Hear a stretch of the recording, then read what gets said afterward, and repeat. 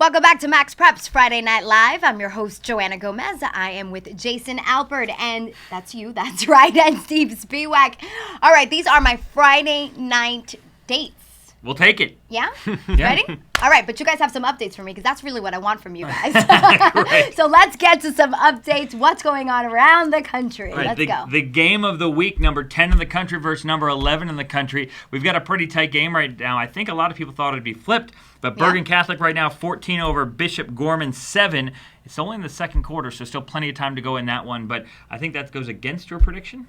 No, I picked Bergen, and our friend Scott picked he did. picked Bishop Gorman, so did. he's starting to sweat a little bit. He's also in Vegas, so he's probably not doing well on the tables if he just did that, right? But this could be a pretty monumental night for New Jersey teams in the national landscape because I had to do it. if Bergen Catholic hangs on for the victory against Bishop Gorman and Don Bosco Prep hangs on for the victory against St. Thomas Aquinas, that's a huge statement. Right now, Don Bosco Prep leads 20-10 with 2 minutes to play. And I don't think you guys understand. This after last weekend, Don Bosco, people were talking maybe the worst Don Bosco Prep team in a decade. Really? They did not score an offensive touchdown. They lost 13-6 to a Gilman team that was 0-2, and so this Don Bosco team was reeling heading down into this game against St. Thomas Aquinas, and amazingly, it looks like they may pull out the victory. And it really is amazing how these teams come to represent their state. In this day and age, as we've talked about it a few times during the show, in this day and age, when teams are traveling around the country or traveling from country to country,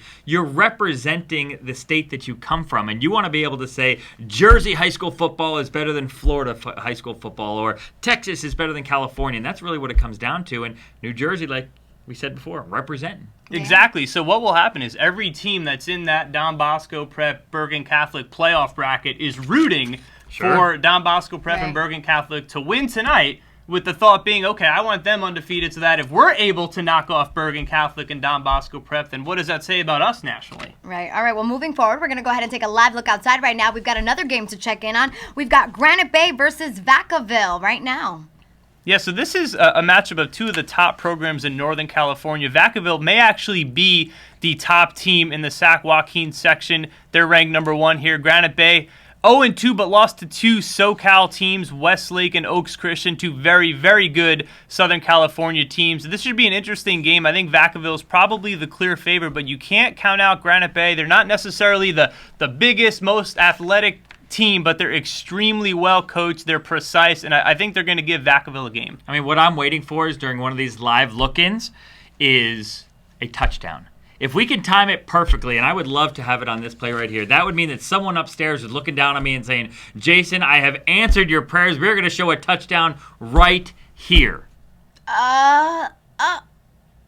What was that? Incomplete pass. No. Okay, so much. No one's looking down on me. Never mind. We still have a scoreless game, but I can tell you, Vacaville, you talk about the big schools out there, 70 players on their roster. So if anything, they're deep, if not successful. And one of them is running back Joseph Teo. I'm not sure if he's related to Manti Teo. I sent a text to my buddy Joe Davidson from the Sacramento Bee, and he was not sure if Joseph Teo is related to Manti Teo, but the way he's been performing on the field this year, it would not surprise me. Oh, but we can't go away. We're going to see our first score in a live look-in. Let's see. It's happening. See if we can get it's not going to be a now. touchdown, but I think we're getting a field goal on 4th and 3. Yeah, the first quarter. Let's see. Let's see if we can get it in right before. We're gonna. In the meantime, maybe we can check up on some scores. Let's see. Get over. See, he missed it. Sorry, it's just not going to happen. It's not going to happen. We're going to get it next week. We're going to get it next week. Definitely, for sure, we will get it next week. That's why you always have to check in on us here on Friday nights. But do we have any more updates right now? Some scores. Let's get some scores, guys. Right. I will tell you, quick score is telling me that Hoover had a really close game against Jackson Olin tonight. Final score in that one, 50-0. Oh. And now the Bergen Catholic Bishop Gorman score is knotted at 14, so Scott's looking a little better with his prediction. That one will probably come down to the wire, and I would not be surprised to see that score finish in the 30s or the 40s with the types of offenses that both of those teams run. Are you guys surprised at anything that happened this evening?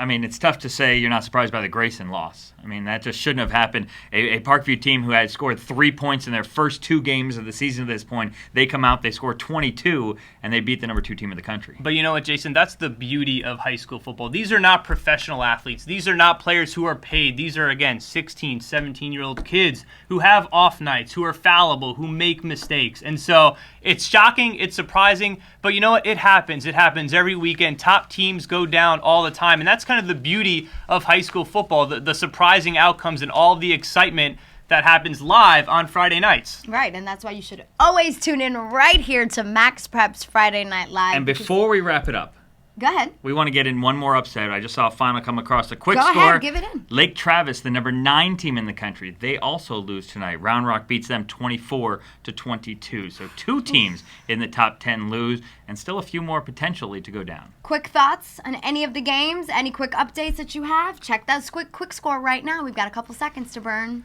I'm really glad that we made it through our first show. Absolutely.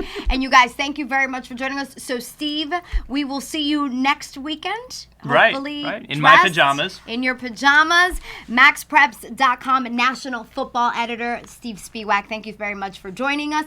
Jason Albert, my friend, I will see you next week. I'm your host, Joanna Gomez. Thank you very much for joining us here. You're watching MaxPreps Friday Night Live, presented by American Family Insurance. Thank you very much, and be safe.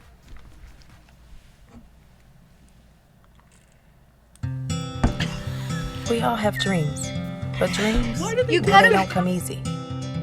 That's why I put in these hours. Pick up those late night shifts. I know my hard work will pay off because I dream of sending my kids to college.